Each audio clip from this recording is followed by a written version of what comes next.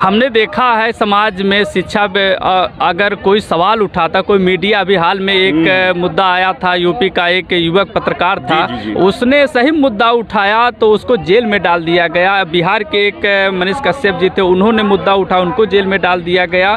तो क्या मीडिया जो है सामाजिक मुद्दे को नहीं उठाना चाहती क्या सर? देखिए, जो बड़े मीडिया जिन्हें हम नोएडा का मीडिया कहते हैं, जो नोएडा के इर्द गिर्द में है, जो हिंदी के बड़े तथाकथित मीडिया चैनल्स हैं, वो तो हमारी बात कर नहीं रहे हैं। मजदूर, रोजगार, शिक्षा, स्वास्थ्य, ये सब उनके डिक्शनरी में नहीं है। उनमें वही हिंदू मुसलमान, हिंदुस्तान पाकिस्तान, चीन, कोरिया, ये सब बातें करते हैं जिनका हमारे आपके उससे कोई लेना देना नहीं। जो स्थानीय पत्रकार हैं, जो आप जैसे लोग हैं, जो बेहद सीमित संसाधनों में बड़ी मुश्किल से अपना काम कर रहे हैं, लोगों को ज़मीनी हकीकत से रूबरू करा रहे हैं, जो आंदोलन चल रहे हैं उसके बारे में लोगों को बता रहे हैं, जब वह कठोर सवाल पूछते हैं तो सरकारों का आप जैसे छोटे पत्रकारों का दमन करना आसान हो जाता है। क्योंकि भाई आपके पीछे तो कोई पूंजीपति खड़ा नहीं है, कोई अंबानी जी, कोई अडानी जी तो आपके पीछे है नहीं। आपके पीछे सिर्फ आपकी लगन है, आपका स्वाभिमान है, आपका अपना मोटिवेशन है, जिसने आपको, और पत्रकारी एक अच्छा पत्रकार, एक ज़मीनी पत्रकार बनने का जो जुनून आप में है,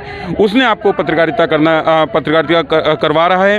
तो सरकार जो है ऐसे मौक़ों पर जब आप कठोर सवाल पूछते हैं कि भाई हमारे यहाँ खड़ंजा क्यों नहीं, हमारे यहाँ नाली क्यों नहीं, तो सरकार कोई जवाब नहीं दे पाती। अब वो आपसे ये नहीं कह पाती कि नहीं नाली इसलिए नहीं क्योंकि पाकिस्तान में जो खाने को अनाज नहीं है, तो वो ये बातें करके बरगला नहीं पाते, इसीलिए वो दमन करते हैं छोटे पत्रकारों का, उन पत्रकारों को जो ज़मीनी हकीकत। स्वास्थ्य और बेरोजगारी पर चर्चा क्यों नहीं की जाती सर? शिक्षा, स्वास्थ्य, बेरोजगारी पर चर्चा इसलिए नहीं की जाती क्योंकि सरकार का रिकॉर्ड इतना खराब है उस पर कि अगर ईमानदारी से हमारे मीडिया चैनल इस पे बात करने लगे तो इस सरकार का किसी भी चुनाव में, आप केंद्र और प्रदेश छोड़िए, जो छोटे छोटे चुनाव होते हैं वहां भी जीतना नामुमकिन हो जाएगा। परिचय लेंगे, आप लोग सुनते रहे सर, आपका थोड़ा परिचय पहले हो जाए। मेरा नाम पवन यादव है और मैं लखनऊ से आता हूं। मैं पेशे से इंजीनियर हूं, इंजीनियरिंग की पढ़ाई की है, लेकिन अब मैं बच्चों को पढ़ाता हूं, कक्षा 12 के बच्चों को। आप एडेड स्कूल में पढ़ाते हैं कि कैसे? मेरी अपनी एक छोटी सी संस्था है जिसमें हम कुछ गरीब बच्चों को फ्री में पढ़ाते हैं, दलित बच्चों को फ्री में पढ़ाते हैं। इसके अलावा जो अलग अलग कंपटीशन की तैयारी कर रहे हैं बच्चे, उनको भी पढ़ाते हैं। कोचिंग आप पढ़ाते हैं सर? जी, कोचिंग पढ़ाते हैं। आपके पढ़ने वाले कौन से बच्चे होते हैं? जैसे वनडे एग्जाम को आप तैयारी कराते हैं, कैसे एग्जाम? ये जो IIT JEE का इम्तिहान है, नीट का इम्तिहान है, इसकी तैयारी करने वाले अधिकतर बच्चे होते हैं। जी। आपने सर कितना पढ़ाई किया है? जी, आपने सर कितना पढ़ाई किया? हाँ, मैंने बीटेक किया है। बीटेक उसके बाद मैं मास्टर्स करने, MTech करने के लिए IIT रुड़की गया था।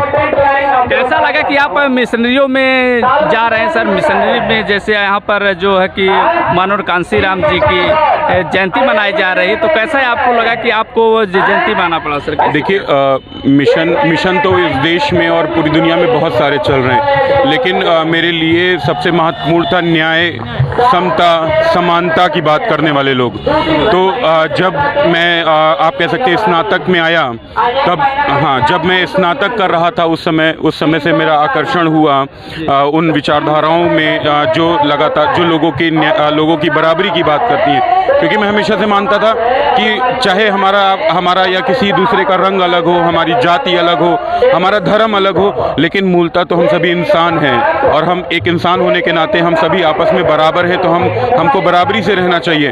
तो जब मैंने देखा कि भाई समाज में भेदभाव है, जाति को लेकर के, धर्म पे, इवन शिक्षा को लेकर के भी कुछ लोग थोड़ा सा पढ़ जाते हैं और वो अपने आप को बहुत बड़ा मानने लगते हैं उन लोगों से जो शिक्षित नहीं है। उन्हें ये समझना चाहिए कि ये सिर्फ अवसरों की बात है।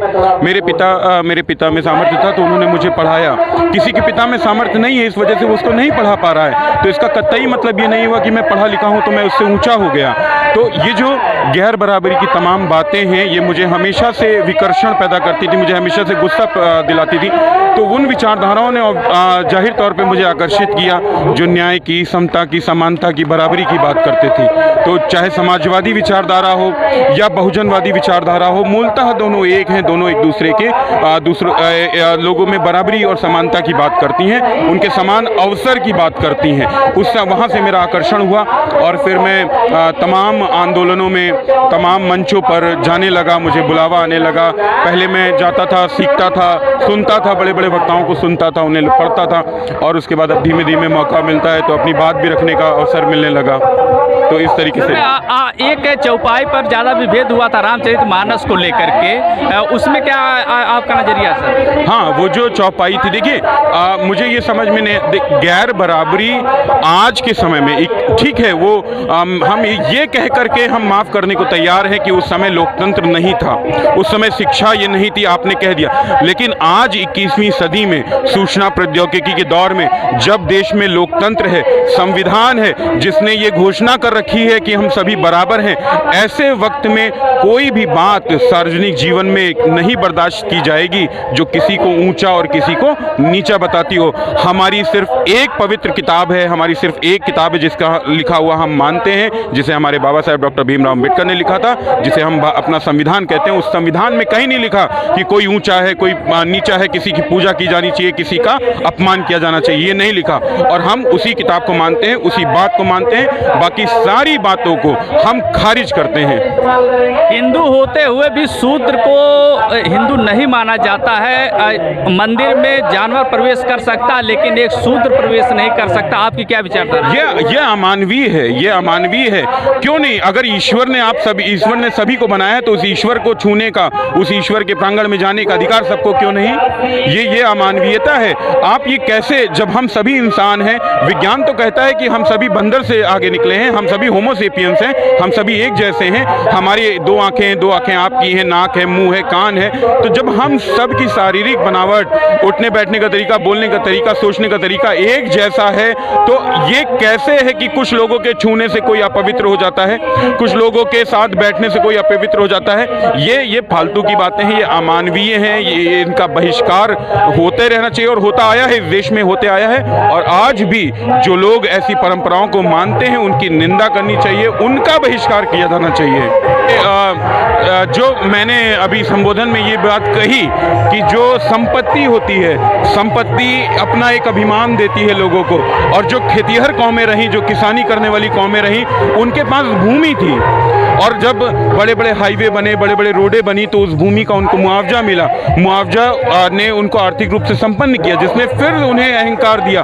तो उस अहंकार में आकर के वह ये बात भूल गए कि उनके वो भी इस वर्णाश्रमी व्यवस्था में किस नंबर पे आते हैं, किस वर्ग में आते हैं, ये वो भूल गए। लेकिन जब उनके घरों के बच्चे विश्वविद्यालयों में पहुंचे, जब उनके घरों के बच्चों को 13 पॉइंट रोस्टर के चलते बाहर किया गया, जब उनके बच्चों को प्रोफेसर की नौकरी में परमानेंट नहीं किया गया, जब उनके बच्चों को इंटरव्यू में कम नंबर दिए गए, जब उनके बच्चों को एनएफएस किया गया, तब जाकर के उन्हें यह एहसास हुआ कि नहीं, हम पे भी भेदभाव उसी तरीके से हो रहा है, हम पे भी भेदभाव। हमारे पास जमीन है, हमारे पास भले पूंजी है, लेकिन इस वर्णाश्रमी व्यवस्था में हम उसी चौथे वर्ण यानी शूद्र वर्ण में आते हैं, और ये जो मनुवादी ताकतें हैं, वर्चस्ववादी ताकतें हैं, ये हमें कभी भी बराबरी, समता, न्याय नहीं दे सकती। तब जाकर के उनको यह एहसास हुआ, और मैंने जैसा बोला कि उसी से प्रेरित होकर के आज की तारीख में जो तमाम पिछड़े वर्ग के लोग हैं, वह बाबा साहेब, ज्योतिराव फुले साहब, माता सावित्रीबाई, इनकी तरफ आकर्षित हुए, इनकी विचारधारा की तरफ आकर्षित हो रहे हैं। और ये बहुत बड़ी संख्या है, लोग अपने घरों में बाबा साहेब की बात कर रहे हैं। ये पहली बार मैं देख रहा हूँ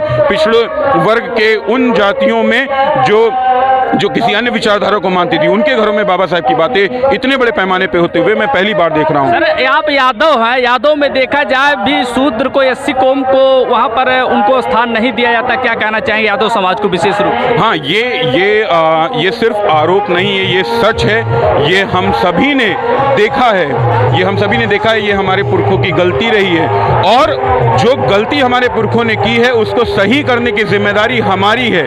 हमें अपने लोगों को, अपने दोस्तों को, अपने साथियों को ये बताना होगा कि जो अभी तक होता आया था वो गलत है। हम सभी लोग आपस में बराबर हैं, हमारा संघर्ष एक है, और हम सभी लोगों को एक साथ मिलकर के रहना होगा, तभी सही मायने में हम एक अच्छे देश का, एक अच्छे समाज का निर्माण कर पाएंगे। जो गलती हमारे पुरखों ने की, हमें उस गलती को दोहराना नहीं है, बल्कि उसको ठीक करना है। 2024 में प्रधानमंत्री का चुनाव, उस पर क्या कहना चाहेंगे आप सर? देखिए, राजनीति पे डायरेक्ट वैसे कोई टिप्पणी करने से हम लोग बचते हैं, लेकिन जो कोशिशें हो रही हैं पूरे देश में, कोशिशें हो रही हैं, तमाम विपक्षी दल एकजुटता कर रहे हैं और मुझे उम्मीद है कि वो एकजुटता हो भी पाएगी। और अगर यदि सभी लोग मिल करके एक कॉन्सेंसस बनता है, एक निर्णय बनता है कि जो मौजूदा सरकार, देखिए ये बहुत अलोकतांत्रिक सरकार है। आप मीडिया से आप जानते हैं कि कल भी संसद को म्यूट कर दिया गया। ये आज़ाद भारत के हिंदुस्तान में कभी नहीं हुआ। इमरजेंसी तो इंदिरा गांधी ने इमरजेंसी जब लगाई थी तो उन्होंने सबके सामने कहा था कि भाई इमरजेंसी है। अघोषित आपातकाल जैसी स्थिति नहीं रही। तो वर्तमान समय में अघोषित आपातकाल चल रहा है और इससे उबारने के लिए जो हमारे नेता हैं, जो अलग अलग राजनीतिक दल हैं, उन सभी को एकजुट होना चाहिए और मिल करके इस देश के लोकतंत्र को बचाना चाहिए। आज के युवाओं को सर क्या संदेश देना चाहते हैं? युवाओं के लिए सिर्फ एक ही संदेश है, खूब पढ़िए, खूब मेहनत कीजिए। देखिए दुनिया, मैं बोलता हूं कि भाई जो हमारा देश है वो पहले से ही बहुत ज़्यादा जटिल है। यहाँ शिक्षा बहुत है, यहाँ गैर बराबरी बहुत है। दुनिया के और मुल्कों में आप देखिए कि जो तरक्की हो रही है, अच्छा पूरी दुनिया एक ग्लोबल विलेज बन चुकी है, तो वो सभी चीज़ें हमारे देश को भी प्रभावित करती हैं। मैं युवाओं से कहना चाहता हूँ जो 10वीं में है, 11वीं में है, 12वीं में है, वो नए नए कोर्सेज करें। जैसे डेटा साइंस का कोर्स है, आर्टिफिशियल इंटेलिजेंस है, एंड्रॉयड, इसके कोर्सेज पे नज़र रखें कि आगे आने वाले समय में कौन से सेक्टर में ज़्यादा नौकरियां मिलने वाली हैं, उसके लिए खुद को तैयार करें। आपको मालूम होगा कि सरकार सार्वजनिक उपक्रमों को पूरी तरीके से निजीकरण करती जा रही है, यानी कि सार्वजनिक क्षेत्रों में नौकरियां बहुत सीमित होने वाली हैं और निजी क्षेत्र में ये सरकार आरक्षण पे बात भी नहीं कर रही है। कोई भी राजनीतिक पार्टी बात नहीं कर रही है। शिक्षा, स्वास्थ्य और बेरोजगारी पर चर्चा क्यों नहीं की जाती सर? शिक्षा, स्वास्थ्य, बेरोजगारी पे चर्चा इसलिए नहीं की जाती क्योंकि सरकार का रिकॉर्ड इतना खराब है उस पे कि अगर ईमानदारी से हमारे मीडिया चैनल इस पे बात करने लगे तो इस सरकार का किसी भी चुनाव में, आप केंद्र और प्रदेश छोड़िए, जो छोटे छोटे चुनाव होते हैं वहां भी जीतना नामुमकिन हो जाएगा। इसीलिए और उनका ये भी मानना है भाई, ये इसके कहीं ना कहीं पीछे वो जो मनुवादी व्यवस्था है वो भी रहती है कि यदि शिक्षा, स्वास्थ्य, रोजगार पे बात होगी तो जो शूद्र वर्ण में आने वाले लोग हैं, पिछड़े दलित लोग हैं, ये जागरूक हो जाएंगे अपने अधिकारों को लेकर के, फिर ये मांग करेंगे। तो इसलिए उनको बरगलाया जाता है, कभी धर्म की राजनीति करके, कभी दूसरे मुल्कों की बात करके जिनका हमसे कोई लेना देना नहीं है। लेकिन मूल मुद्दों पे जिनसे हमारा आपका जीवन, हमारे आपका घर का जीवन, हमारे आपके बच्चे प्रभावित होते हैं, उन पे कोई बातचीत नहीं इसलिए होने दी जाती। सर, हमने देखा है समाज में शिक्षा पे अगर कोई सवाल उठाता, कोई मीडिया, अभी हाल में एक मुद्दा आया था, यूपी का एक युवक पत्रकार था, जी। उसने सही मुद्दा उठाया तो उसको जेल में डाल दिया गया। बिहार के एक मनीष कश्यप जी थे, उन्होंने मुद्दा उठाया, उनको जेल में डाल दिया गया। तो क्या मीडिया जो है सामाजिक मुद्दे को नहीं उठाना चाहती क्या सर? देखिए, जो बड़े मीडिया, जिन्हें हम नोएडा का मीडिया कहते हैं, जो नोएडा के इर्द गिर्द में है, जो हिंदी के बड़े तथाकथित मीडिया चैनल्स हैं, वो तो हमारी बात कर नहीं रहे हैं। वो गांव गुरबा, किसान मजदूर, रोजगार, शिक्षा, स्वास्थ्य, ये सब उनके डिक्शनरी में नहीं है। उनमें वही हिंदू मुसलमान, हिंदुस्तान पाकिस्तान, चीन, कोरिया, ये सब बातें करते हैं जिनका हमारे आपके उससे कोई लेना देना नहीं। जो स्थानीय पत्रकार हैं, जो आप जैसे लोग हैं, जो बेहद सीमित संसाधनों में बड़ी मुश्किल से अपना काम कर रहे हैं, लोगों को ज़मीनी हकीकत से रूबरू करा रहे हैं, जो आंदोलन चल रहे हैं उसके बारे में लोगों को बता रहे हैं, जब वह कठोर सवाल पूछते हैं तो सरकारों का आप जैसे छोटे पत्रकारों का दमन करना आसान हो जाता है। क्योंकि भाई आपके पीछे तो कोई पूंजीपति खड़ा नहीं है, कोई अंबानी जी, कोई अडानी जी तो आपके पीछे है नहीं। आपके पीछे सिर्फ आपकी लगन है, आपका स्वाभिमान है, आपका अपना मोटिवेशन है, जिसने आपको, और पत्रकारी, एक अच्छा पत्रकार, एक ज़मीनी पत्रकार बनने का जो जुनून आप में है, उसने आपको पत्रकारिता करवा रहा है। तो सरकार जो है ऐसे मौक़ों पर जब आप कठोर सवाल पूछते हैं कि भाई हमारे यहाँ खड़ंजा क्यों नहीं, हमारे यहाँ नाली क्यों नहीं, तो सरकार कोई जवाब नहीं दे पाती। अब वो आपसे ये नहीं कह पाती कि नहीं नाली इसलिए नहीं क्योंकि पाकिस्तान में जो खाने को अनाज नहीं है, तो वो ये बातें करके बरगला नहीं पाते। इसीलिए वो दमन करते हैं छोटे पत्रकारों का, उन पत्रकारों को जो ज़मीनी हकीकत लोगों को दिखा रहे हैं। ठीक है, थैंक यू, बहुत बहुत शुक्रिया।